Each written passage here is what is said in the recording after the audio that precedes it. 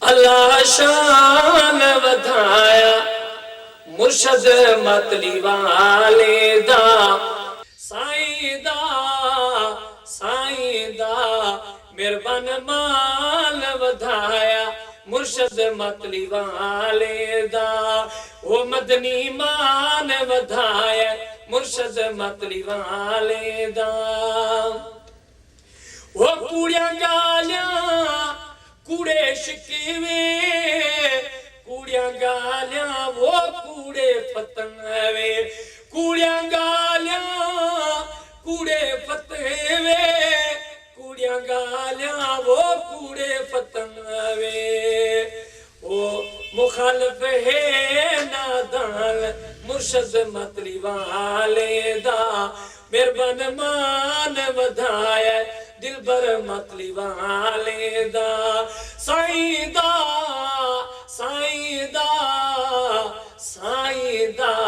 अल्लाह शान वधाया दिलबर मतली वाले दा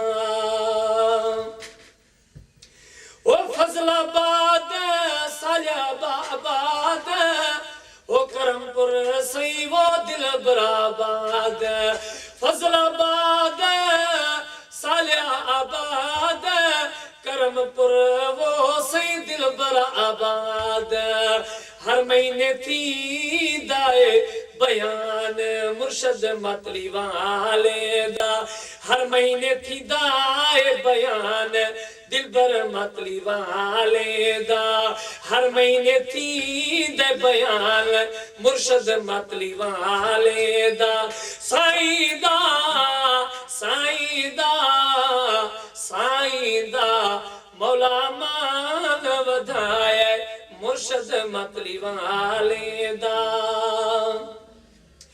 अदा गिला करण सही वडा गुनाह है गिला करण भऊ वडा गुनाह है गिला करण सही वडा गुनाह है गिला करण वो सही वडा गुनाह है ओ केड़ा करे सी नुकसान मतली वाले साईं दा ओ मेहरबान मान वधाया मतली वाले साईं दा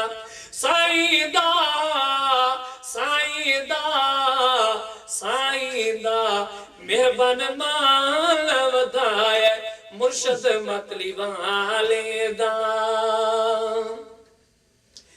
ओ अब्द रशीद ओ बचिया सूदा अब्द रशीद वो सिर बच्चा सूदा अब्द रशीद फकीरा सूदा अब्द रशीद वो सिर बच्चा सूदा वो कोम सुधाए गुलाम मतली वाले साईं दा अल्लाह मान वधाया मतली वाले साईं दा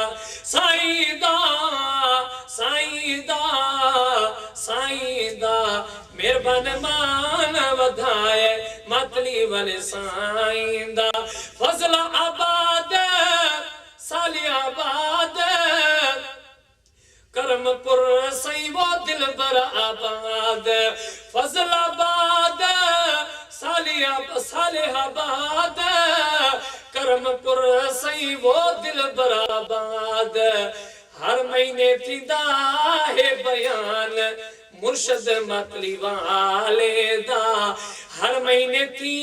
दे बयान दिलबर मतली वाले दा ओ साईं दा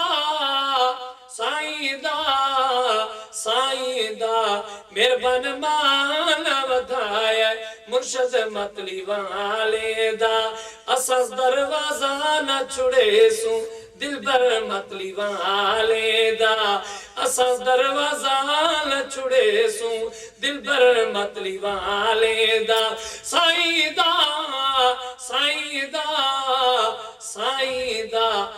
दा शान बुधाई सू मिठे मतली वाले साईं दा।